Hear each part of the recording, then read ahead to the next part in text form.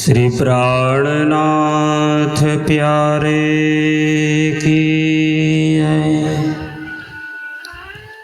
श्री सद्गुरु महाराज की जय। श्री बाईजुराज महारानी जी की जय। कदमोला गुशजदा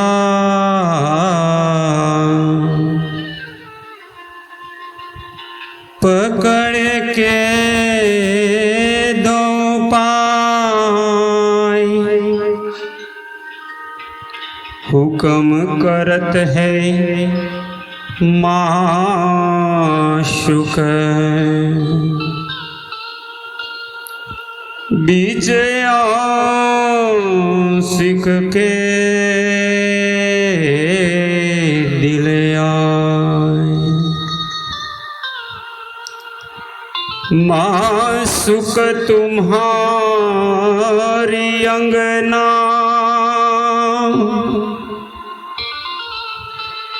तुम अंगना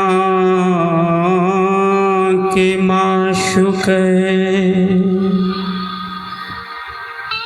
ए हुक्मे इलम दृढ़ किया रूह जू क्यों न हो टुक टुक रूह जू क्यों न हो टुक टुक। श्री प्राणनाथ प्यारे की जय। आइए परमात्मा के दिव्य नूरी चरणों में ध्यान लगाते हुए परमधाम का अखंड सुख अखंड आनंद और आत्म जागृति देने के लिए प्रकट हुई परमधाम की दिव्य अखंड वाणी आप श्री विजयाभिनंद बुद्ध निष्कलंक अवतार महान बुद्धि के सागर श्री इंद्रावती स्वरूपा महामती स्वामी श्री प्राणनाथ जी महाराज के मुखारविंद से संवत 1714 से संवत 1715 तक एक वर्ष तक हबसा कारागृह में आप नजरबंद थे। तब ये आवेशवाणी का अवतरण हुआ।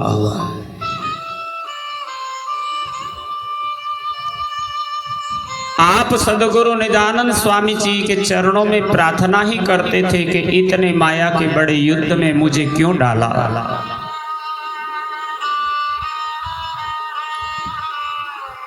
तब परमधाम की दिव्य स्वरूपा अखंड आनंद स्वरूप श्यामा महारानी धनी के जोश अक्षर भगवान कि दिव्य शक्तियां भी साथ में लेकर के परमधाम का हुक्म लेकर यह परमधाम का अखंड तारतम्य ज्ञान प्रकट होने लगा। और यही वाणी जब आपके मुखारविंद से प्रकट होने लगी तब आपके दोनों भ्राता भी साथ में हबसा कारागृह में थे। श्री सामलिया ठाकुर एवं उद्धव ठाकुर ने जाम राजा की रानियों की मदद से कागज शाही कलम मिलने पर ये वाणी को एक ग्रंथ के रूप में लिखना शुरू हुआ। पहले श्री रास ग्रंथ संपूर्ण प्रकट हुआ अब आवेशवाणी के रूप में श्री तारतम सागर ग्रंथवाणी के दूसरी किताब श्री प्रकाश गुजराती ग्रंथ के रूप में प्रकट होने लगा। यह ज्ञान ब्रह्मात्मा सुंदर साथ जी के लिए जगाने हेतु ही प्रकट हुई है। ये ज्ञान श्रवण करते ही माया में लिप्त ब्रह्मात्मा तुरंत आत्म जागृति को प्राप्त करते हैं, अपनी आत्मा के धनी को पहचानती है। बड़े कठिन शब्द है, संसार के अंदर ये ज्ञान कह ही नहीं सकते कोई। इन शब्दों में वर्णन नहीं किया जा सकता, पर राज्य का हुक्म था परम धाम से ब्रह्मात्माओं के लिए। इसीलिए श्री इंद्रावती को ये अधिकार दिया और इंद्रावती के मुखार विंद से ज्ञान प्रकट होने लगा। प्रकरण 9 प्रकाश ग्रंथ गुजराती के अब इस वाणी के प्रसंग में चौपाई प्रगटाणी सोरठ की भाषा लोक बोली में बोला गया शब्द है। प्रगटाणी यानी प्रकट हुई। धनी का आवेश जोश आने पर आपके मुखार विंद से निश्रित वाणी अब संसार की बुद्धि नहीं थी, जागृत बुद्धि के द्वारा ज्ञान प्रकट हुआ।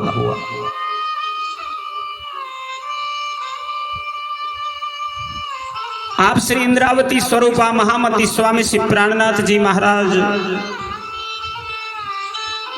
अपने निजानंद स्वामी सदगुरु धनी देवचंद्र जी महाराज जब संसार छोड़ के चले गए, आप अकेले हुए हैं तो हृदय में वो विरह विलाप और आत्मनिवेदन भाव प्रकट होता है। हर पल सदगुरु के गुण याद आते हैं कि हमारे सदगुरु कितने महान थे, कितनी कृपा किया ब्रह्मात्माओं के लिए। आपने परमधाम ब्रजरास और इस जागनी ब्रह्मांड की महान लीलाओं को अपने मुख से प्रकट किया। हर पल हर क्षण आक्रंद रुदन में दिन कटता है। अपने सदगुरु का स्मरण इंद्रावती को हर पल रुलाता रहता है। आज भी इंद्रावती खिजड़ा मंदिर निजानंद स्वामी धनी देवचंद्र जी के गादी स्थान को पुनः स्मरण करते हैं और आंखें भर आती हैं। आत्मा तड़पती है कि मैं क्यों सदगुरु के बिना जिंदा रहा, क्यों मैं भी नहीं चला गया, मेरे अंग क्यों अब भी कटे नहीं, क्यों प्राण नहीं निकल गया। ऐसे बिलखती इंद्रावती के मुखार विंद से प्रकट हुई ये वाणी जब कोई ब्रह्मात्मा सुन लेती है तो इनको भी वही विरह रस प्रकट होता है। इनकी आत्मा भी श्रवण करके जाग जाती है। धनी का इशक इलम ईमान अपने हृदय से प्रकट हो जाता है।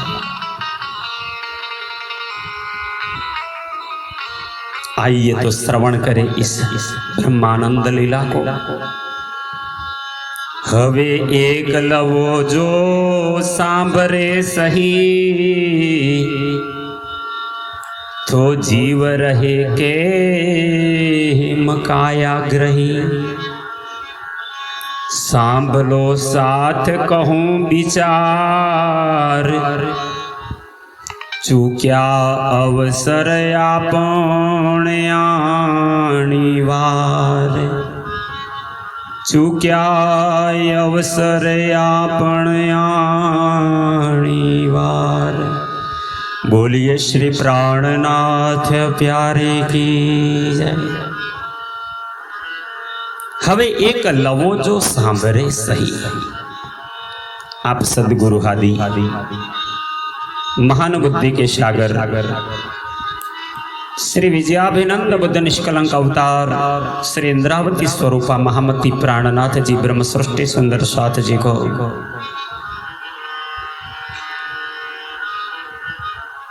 अपने हुक्म को हृदय में लेकर के ब्रह्मात्मा को ज्ञान श्रवण कराते हुए कहते हैं, आप परमधाम की आत्मा हैं। आपके दिल में अगर प्रकट हुआ है इश्क, इल्म और ईमान, आपकी आत्मा अगर जाग चुकी है सदगुरु के प्रति का अपना प्यार, अपना इश्क हृदय को तड़पाता है,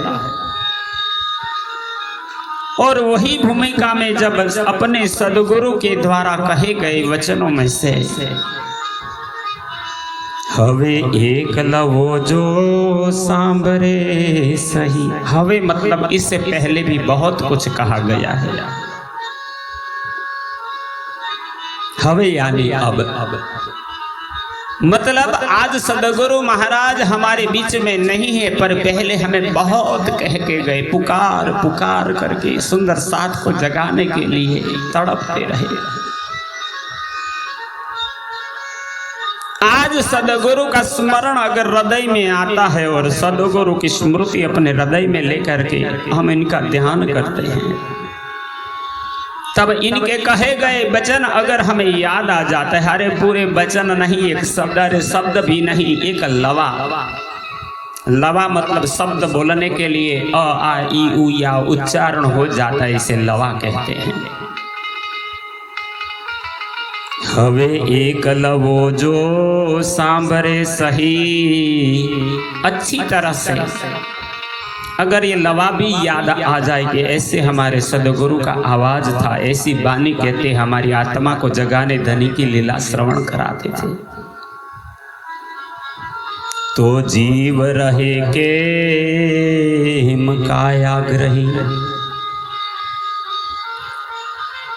जिन्हें जीवात्मा के ऊपर परमधाम की सुरता विराजमान हुई है, प्रकट हुई है। आप निजानंद स्वामी ने 313 ब्रह्म आत्माओं को पहचान करके जगाया था कि इनका नाम परमधाम में कहाँ है। राजसी, स्वातसी या तामसी कौन सी सखी थी, कि किस हार में बैठती थी, कैसे लीला करती थी, सब पता था धनी को। वैसी जागृत हुई आत्मा जिनको सदगुरु का स्मरण हुआ है, तारतम मंत्र मिला था, सदगुरु के चरण में बैठ करके इस ब्रह्मानंद रस को प्राप्त किया था, वैसी आत्मा संसार में कैसे जिंदा रह सकती है।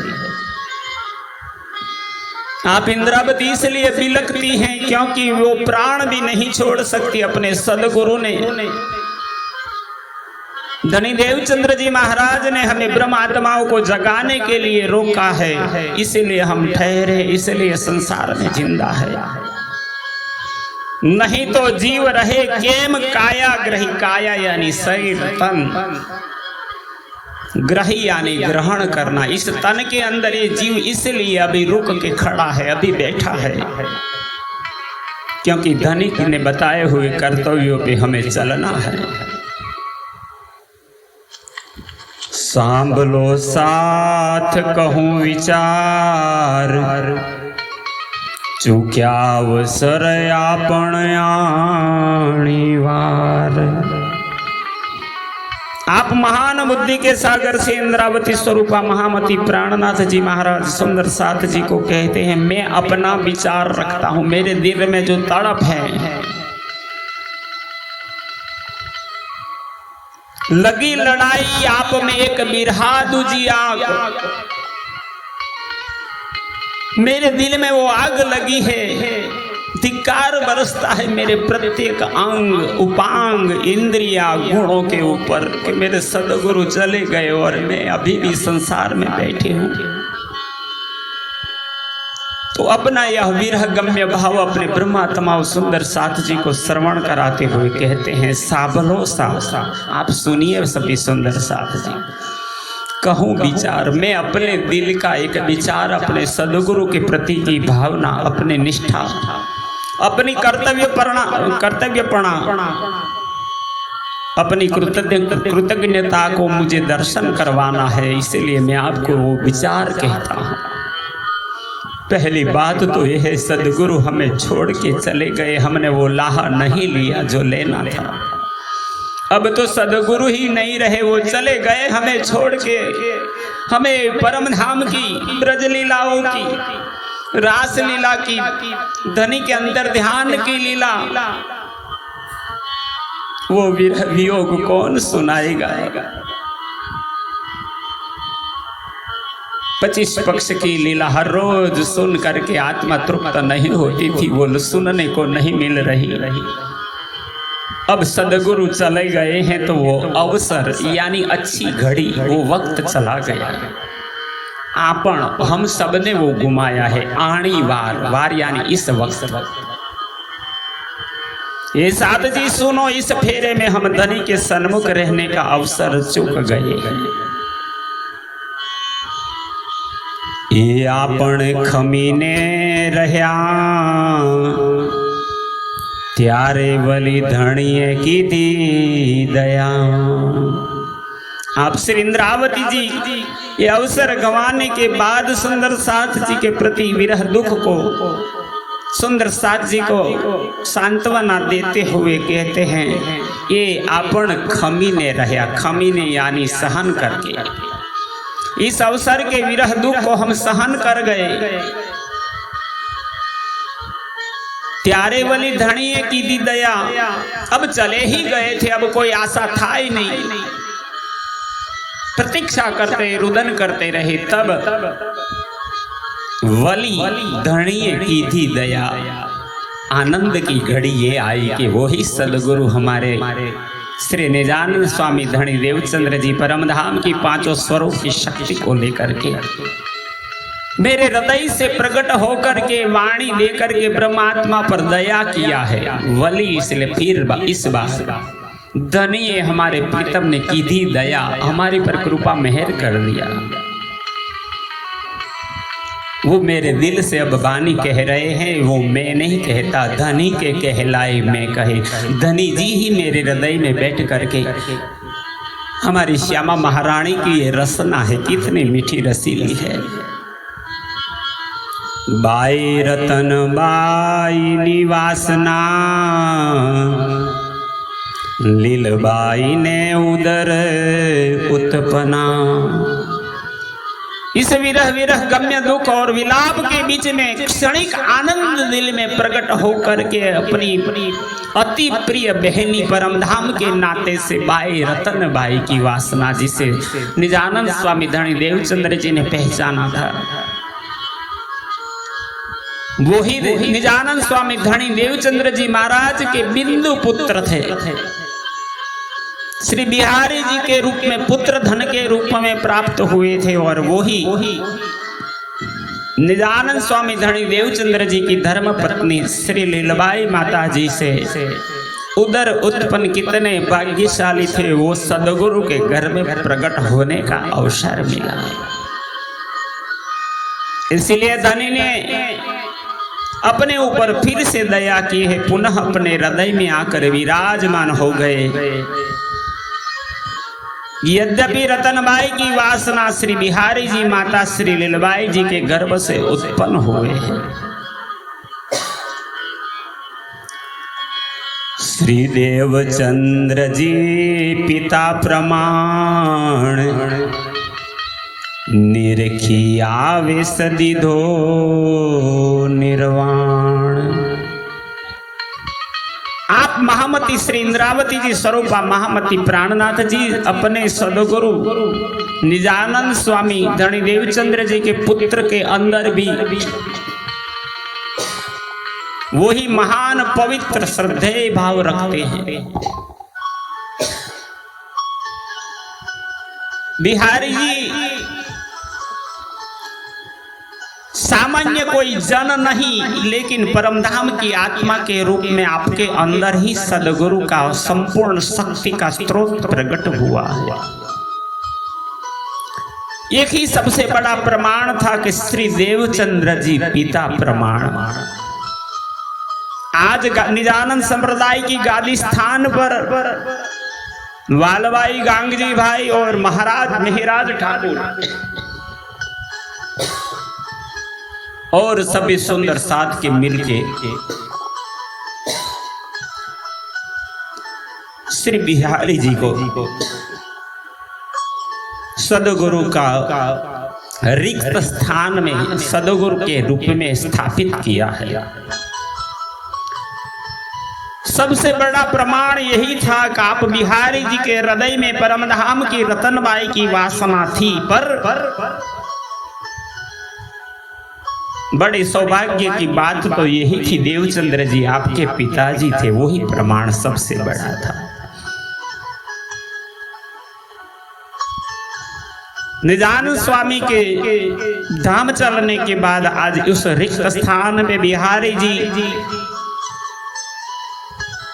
को सदगुरु के रूप में स्थापित करके अति आनंद को व्यक्त करती हुई इंद्रावती कहती है, निरखी आवेश दियो निर्वाण।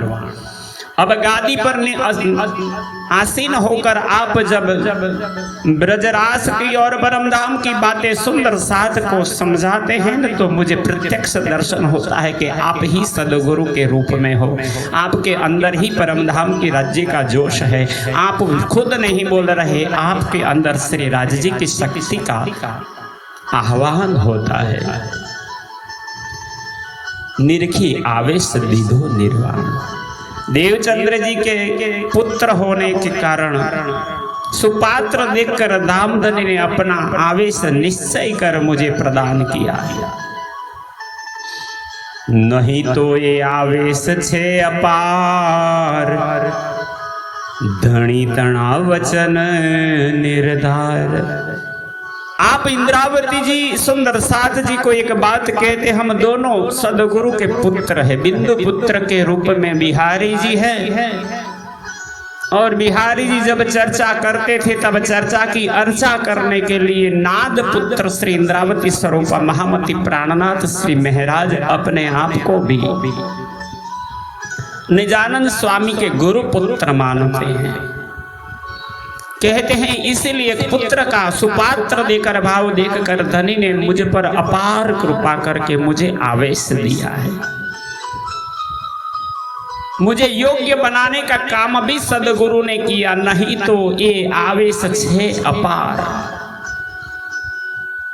अन्यथा यह आवेश अपार तेजवान है, किसी की शक्ति नहीं है कि इनको प्राप्त करने के कारण योग्य बने। आपने मुझे योग्य बनाया, कह दिया साक्षात श्री इंद्रावती तारतम को अवतार। हे इंद्रावती, तुम परमधाम की आत्मा की अवतार हो, आप ही तारतम शक्ति का आधार हो। धनी तना वचन निर्धार। अब उन आवेश से इंद्रावती जी उस अपार तेजवान शक्ति को दिल में लेकर के जो वचनों के अनुरूप यही प्रकट हुआ है, अब ये वाणी प्रकट होती है। यही वाणी रास और प्रकाश ग्रंथ के रूप में सुंदर साथ जी को श्रवण करवाते हैं। मारी वाणी ब्रह्मांड जगले, तो वासना के वचन थी टले। आप श्री इंद्रावती ब्रह्म सृष्टि सुंदर साथ जी को ये ब्रह्म वाणी ब्रह्म ज्ञान तारतम वाणी का महिमा सुनाते हुए कहते, अब मेरे मुख से धनी के आवेश से प्रकट होने वाली इस वाणी से, मेरे मुख से निकली ब्रह्म वाणी से तो ये ब्रह्मांड भी गल जावे, तो फिर ब्रह्म वासना इन वचनों से विमुख किस प्रकार रह सकती है। कितना विश्वास से इंद्रावती जी कहती है, जो कोई भी ब्रह्म आत्मा इस ज्ञान को श्रवण करेंगे, निश्चित इनकी आत्मा जाग करके परमधाम का अखंड सुख आनंद और आत्म जागृति को प्राप्त कर पाएगा। श्री इंद्रावती अगर चाहती तो उसी क्षण इस संसार को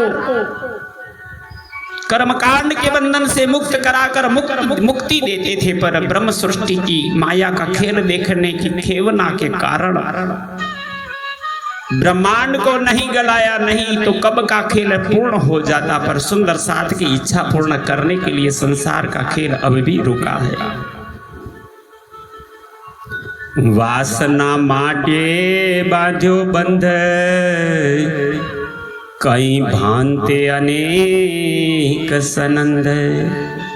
आप सदगुरु हादि महान बुद्धि के सागर महामती स्वामी श्री प्राणनाथ जी ब्रह्म सृष्टि सुंदर साथ जी को कहते हैं, अब भी आप संसार में रुके हो, संसार की लीला खेल को देख रहे हो। जैसी खेल बन रहा है ना, सब धनी की कृपा है, इनकी इच्छा है। धनी के हाथ में हुक्म है, हम तो हाथ हुक्म के हक के हाथ हुक्म। इत हमारा क्या चले,